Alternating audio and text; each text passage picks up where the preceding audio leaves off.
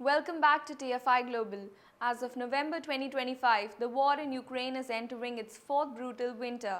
Tens of thousands are about to die, and right now, the people with the power to stop it just slammed the door on the only peace plan on the table. Here's what happened in the last couple of days. Donald Trump's team put forward a 20-point peace plan. It's tough on Ukraine. Recognize Crimea as Russian, hand over the parts of Donbas Russia already controls, accept permanent neutrality, no NATO ever, and cap the Ukrainian army at 600,000. In return, immediate ceasefire, security guarantees, partial lifting of sanctions on Moscow. Trump gave Kyiv until Thanksgiving to take it or leave it. But German Chancellor Friedrich Merz, French President Emmanuel Macron, European Union Commission President Ursula von der Leyen, British Prime Minister Keir Starmer and none other than Volodymyr Zelensky himself rejected the US proposed peace plan, while Italian Prime Minister Giorgia Meloni welcomed it. Their answer was unanimous: unacceptable, capitulation, Munich 2.0.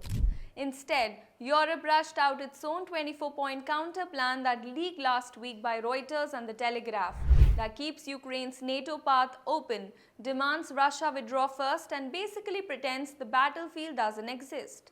Let me ask the question none of them will answer. Who is leading on the ground right now? It's not Ukraine. Russia controls more than 20% of Ukrainian territory. In the last month alone, Russian forces have advanced faster than at any point since 2022. They're taking 50 to 100 kilometers square per week in Donetsk. Ukraine is running out of artillery shells, air defense missiles, and most critically, men. Mobilization is collapsing, desertion rates are skyrocketing. Russia, for all its losses, can still throw 40,000 fresh troops a month at the front line. Many of them North Korean, African and Central Asian mercenaries. Ukraine cannot. Europe has no unified army, no spare shells, and let me put it straightforward. Is the European Union ready to send hundreds of thousands of its own sons to die in the Donbas? Obviously not. So why is the side that is losing on the ground the one dictating the terms of peace? Name one war in history where the side that is advancing, taking land and dictating the pace just hands everything back because the losing side says that's not fair. It doesn't happen. Never. Russia holds all the cards right now. They know it. The Kremlin has already said it publicly. If there is no agreement on our terms, we will simply keep going and take more territory. Kharkiv, Sumy, maybe even Odessa. That's not a bluff, that's a promise backed by 1,500 tanks rolling forward as we speak. Yet Merz, Macron, von der Leyen and Starmer drafted a 24-point plan that Russia will laugh at and throw in the bin. Immediate ceasefire on current lines? Russia says no. NATO membership perspective for Ukraine? Russia says that's why the war even began. Withdrawal from Zaporizhzhia nuclear plant first? Russia says come and take it. This European plan was never designed to be accepted. It was designed to let the European leaders say, we tried while the war continues and Ukraine bleeds out. Listen to what Trump said on Truth Social last night. Billions and billions of dollars, the best weapons and zero gratitude. If they don't want peace, fine. Europe can pay the entire bill and fight the war itself. America is out. Trump is walking away, and when American intelligence sharing, Patriot missiles and ATACMS stop flowing, Ukraine collapses in months, not years. Let's say the quiet part out aloud. Merz, Macron, von der Leyen and Starmer do not actually want to end this war right now. Why? Because ending it on Russia's terms means admitting defeat, losing political capital and watching their grand rules-based order narrative collapse. It is better for their careers if the war drags on another year.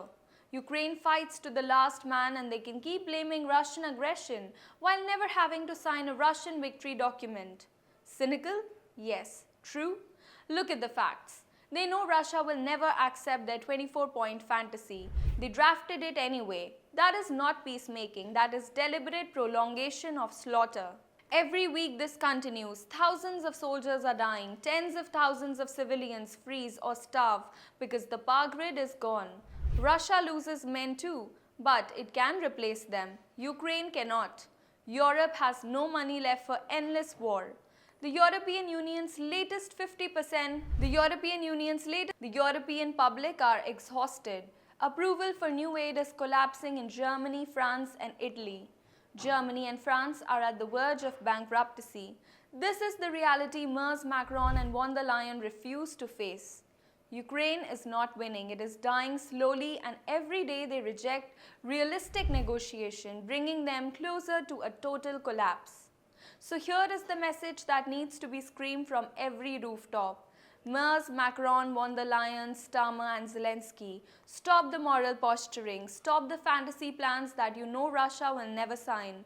Sit down with Moscow today and negotiate a deal that reflects the reality on the ground, however bitter it tastes. Because if you don't, this war won't end in a compromise, rather in annihilation. Because if you don't, this war won't end in a compromise, rather in annihilation. And history will judge you not as defenders of the freedom, but as the leaders who chose pride over human lives. Drop your thoughts in the comments. Is it time for Ukraine and Europe to accept the reality, or should they fight to the last man? Tell us, Brick. Let us know.